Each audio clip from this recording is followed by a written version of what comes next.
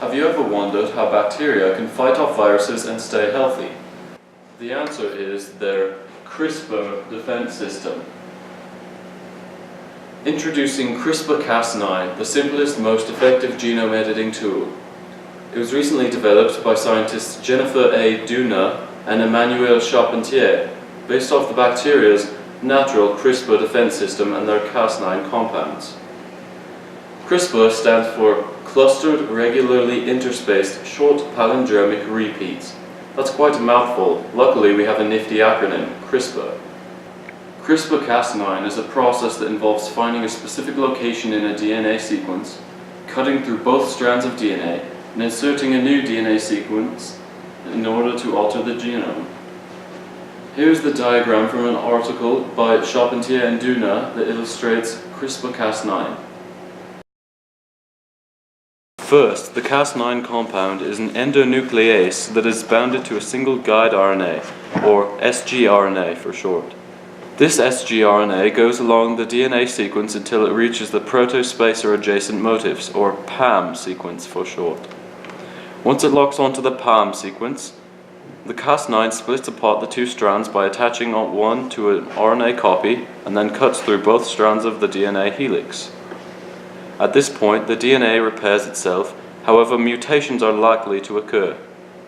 The solution to this is inserting a new sequence of DNA where the cut occurred and allowing the DNA to repair itself around the new sequence. That is how CRISPR Cas9 works. This system can be used to alter all sorts of organisms' genomes, from bacterial cells to zebrafish to even human cells.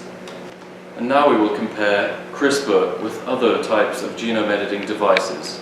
CRISPR is not the first genome editing method known to scientists. Since the 1960s, scientists have been using radiation like the sun or X-ray or gamma rays to create mutations in DNA. They've also been using chemicals, like these ones over here, to try to create mutations in DNA. However, CRISPR is special for many reasons. Unlike radiation or chemicals, CRISPR allows a controlled, selective mutation. You can choose the guide RNA, you can program that, you attach the Cas9, you put it in the embryo, and you know where the mutations are going to happen, you know why they're going to happen there. Whereas if you just take some DNA and you put some chemicals on it, or you put it under some radiation, yes, mutations can happen, but where and how will you know that? This is why CRISPR is replicatable. It's also very time effective. You put the Cas9 molecules in, and you watch the embryo grow, and you analyze the DNA. It takes experiments that would have taken years, now take weeks due to CRISPR. The one downside to CRISPR is that it can't alter large quantities of DNA. The guide RNA can only be so long. You attach the Cas9, you can't go in and change multiple places in that DNA. And now we will talk about the history of CRISPR. DNA sequencing has its origins in the 1960s and the 1970s, but CRISPR was not developed until the early 2000s.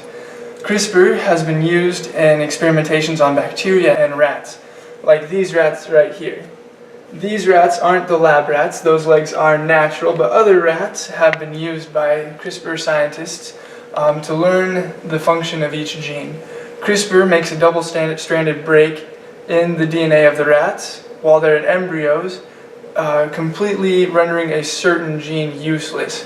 As the embryo grows, the scientists watch that rat and see what changes happen in it. Does that rat come out with one eye? Does it have 3 legs? What color is the rat? And by doing this, they're able to learn what each gene does.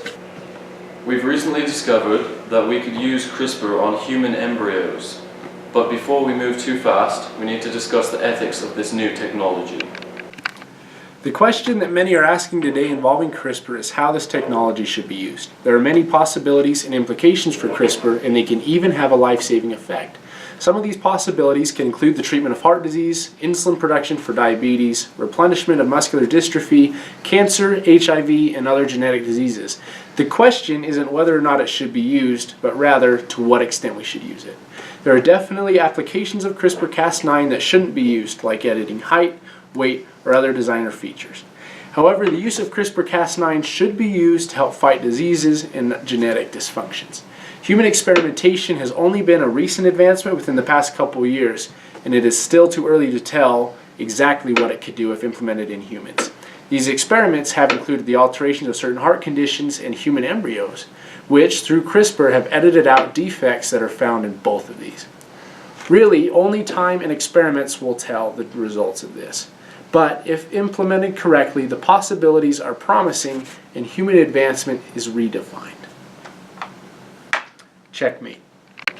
Clearly, CRISPR has a lot of capabilities. In the future, it could be used to help treat heart disease, cancer, Alzheimer's, and many other genetic problems. We are only just starting to break through the surface of its endless applications. If used correctly, there could be limitless possibilities, so this new technology, CRISPR, can truly change science.